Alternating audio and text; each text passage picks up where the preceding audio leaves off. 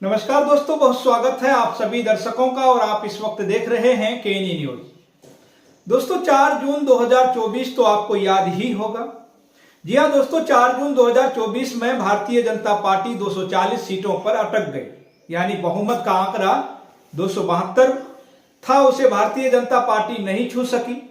और इसी के बाद प्रधानमंत्री नरेंद्र मोदी तीसरी बार प्रधानमंत्री तो बने, लेकिन उनकी सरकार बैसाखियों पर आ गई।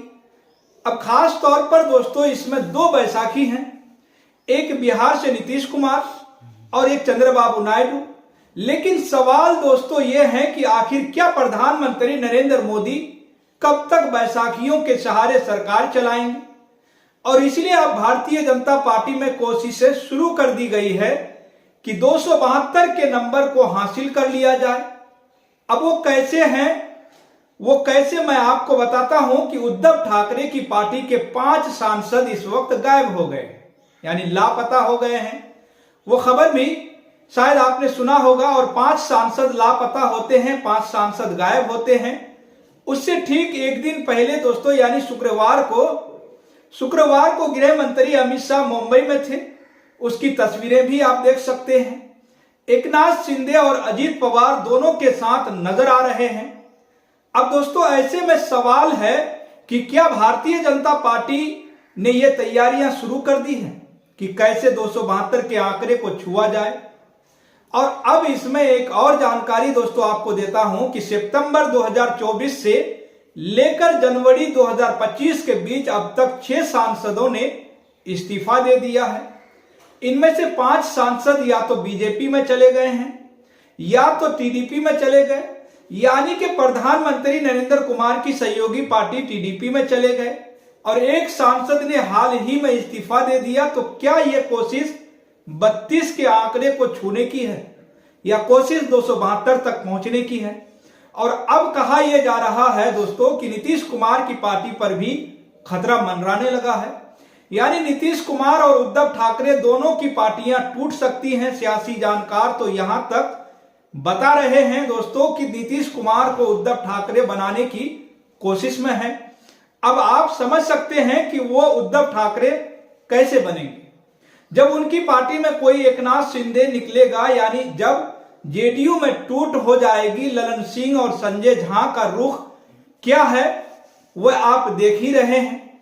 दरअसल दोस्तों प्रधानमंत्री नरेंद्र मोदी को गठबंधन की सरकारें चलाने का ना तो कोई अनुभव है और ना ही वह गठबंधन की सरकारें चलाना चाहते हैं। और इसी वजह से भारतीय जनता पार्टी की पूरी कोशिशें हैं कि किसी भी कीमत पर बहुमत के आंकड़े को अपने दम पर छुआ जाए। लेकिन दोस्तों बहुमत के आंकड़े को छूने के लिए 32 सांसदों की जरूरत है, यानी बड़ी तादाद में सांसदों को तोड़ना पड़ेगा। अब दोस्तों उद्धव ठाकरे के 5 सांसद जब लापता हुए तो शरद पवार भी अलर्ट हो गए, क्योंकि उनके पास भी 8 सांसद हैं, एकनाथ शिंदे के पास भी 7 सांसद हैं।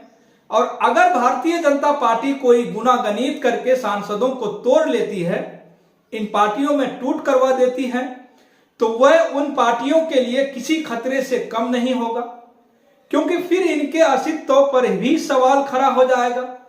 तो दोस्तों वक्फ बिल का मसला रहा हो, वन नेशन वन इलेक्शन का मसला हो, या सारे बिल खटाई में है, ये सारे बिल जेपीसी में है। 4 जून के बाद से अगर आप देखेंगे तो 7 महीने होने को आ गए, लेकिन प्रधानमंत्री नरेंद्र मोदी कोई एक फैसला ऐसा नहीं ले पाए जिसमें ये देखने की पूरा गठबंधन उनके साथ खड़ा है। कभी चिराग पासवान के गावती सुर, कभी जीतन राम मांझी नाराज, कभी नीतीश कुमार नाराज, तो कभी अनुप्रिया पटेल भड़क गई, कभी एकनाथ शिंदे अपने गांव चले गए, कभी अजीत पवार नाराज हो गए। यानी जब से नरेंद्र मोदी तीसरी बार प्रधानमंत्री बने हैं, उनके तमाम सहयोगी उनसे खफा होते रहते हैं। अब इस बात को प्रधानमंत्री भी अच्छी तरह से समझते हैं और इसीलिए उनकी कोशिश है दोस्तों कि कुछ भी किया जाए लेकिन 272 का नंबर छुआ जाए, यानी उनका आंकड़ा पार किया जाए। अब 2019 में 33 सीट जीतने वाली भारतीय जनता पार्टी 63 सीटों का नुकसान झेलती है और 2024 से में 240 पर अटक जाती है।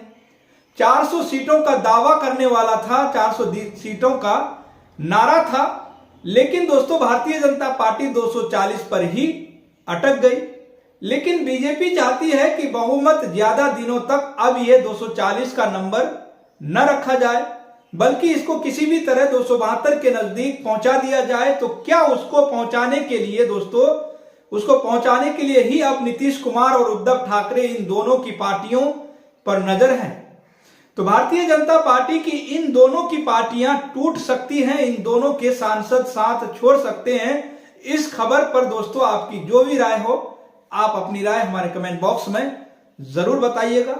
और दोस्तों केएनई न्यूज को ज्यादा से ज्यादा सब्सक्राइब जरूर करें, केएनई न्यूज को ज्यादा से ज्यादा शेयर करें। तो फिलहाल इस खबर में इतना ही, फिर मिलेंगे अगली खबरों के साथ। आप सभी का बहुत बहुत शुक्रिया, धन्यवाद।